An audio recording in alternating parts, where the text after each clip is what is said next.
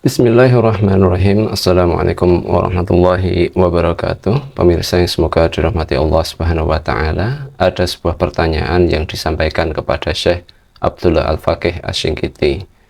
Pertanyaan tersebut berbunyi, saya menabung di bank dan saya membuang riba hasil tabungan saya. Namun bank memberi nasabahnya kalender, buku catatan, dompet, payung, bahkan mobil atau yang semisal. Nah, bolehkah saya menerima hadiah ini? Jika tidak boleh, apa yang harus saya lakukan dengan hadiah yang sebelumnya pernah saya terima? Pemirsa yang semoga dirahmati Allah Subhanahu wa taala, ketika menjawab pertanyaan ini, Syekh Abdullah Al-Faqih Asy-Shinqiti beliau mengatakan tidak boleh membuka rekening di bank ribawi karena hal itu termasuk transaksi atau memakan riba. Sebagaimana sudah diketahui oleh semua kaum muslimin bahwa riba adalah satu dari sekian dosa besar yang membinasakan. Nah, tentang hadiah yang diberikan oleh bank ribawi kepada nasabahnya, seorang muslim tidak boleh menerima hadiah dari bank riba kepada nasabahnya karena beberapa alasan. Di antaranya yang pertama, kata Syekh Abdullah Al-Faqih Asy-Shinqiti, orang yang menyimpan uangnya di bank, maka status nasabah ini adalah kreditur atau orang yang memberi pinjaman kepada pihak bank. Nasabah adalah orang yang memberikan utang kepada pihak bank. Mengapa? Karena bank itu nanti menggunakan uang nasabah untuk dihutangkan, untuk diputar lagi oleh bank pada bisnis-bisnis yang lainnya. Nah, padahal kata Syekh Abdullah Al-Faqih Asy-Shinqiti, tidak boleh seorang kreditur, orang yang memberi utang, untuk mengambil, untuk menerima manfaat atau keuntungan dari debitur atau orang yang berutang atau orang yang meminjam uang sebagai balasan atas tindakan orang yang memberi pinjaman itu kepada orang yang meminjam. Jadi riba itu misal saya memberikan pinjaman kepada seseorang, kemudian seseorang itu memberikan manfaat kepada saya. Ini kamu saya berikan hutang. Gitu.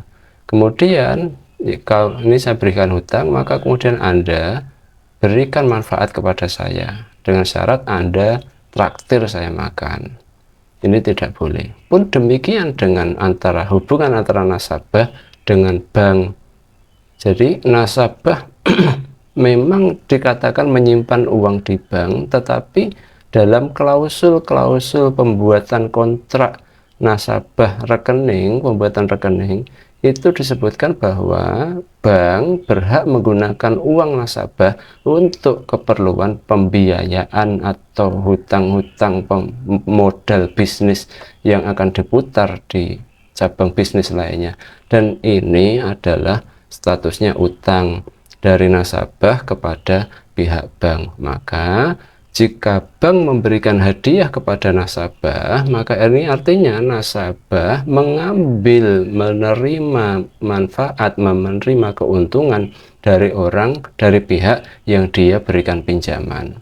Jadi Imam Al-Baihaqi meriwayatkan secara mauquf di dalam Sunan Al-Kubra dari Fadlat bin Ubaid radhiyallahu anhu bahwa Rasulullah Shallallahu alaihi wasallam bersabda, kullu qardin, setiap utang jarra manfaat, yang bisa menghasilkan manfaat, yang bisa memberikan keuntungan bagi orang yang memberikan pinjaman atau piutang tadi, fahuwa wajhun, maka itu adalah satu contoh min wujuhir riba, dari sekian banyak contoh riba.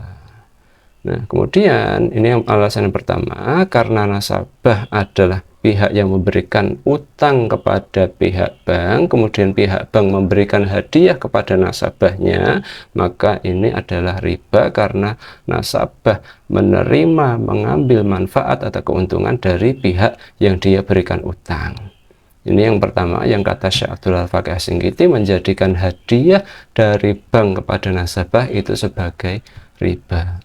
Kemudian alasan lain mengapa hadiah dari bank kepada nasabah ini disebut riba, kata Syekh Abdul Al-Faqih As-Singgiti, yaitu karena pihak bank memberi hadiah seperti itu kepada nasabahnya, ini salah satu tujuannya untuk mendorong masyarakat yang lainnya agar menyimpan uang di bank ribawi, sehingga pihak bank bisa memutar ini, mengutangkan lagi, memberikan modal kepada bisnis-bisnis lain dengan skema hutang.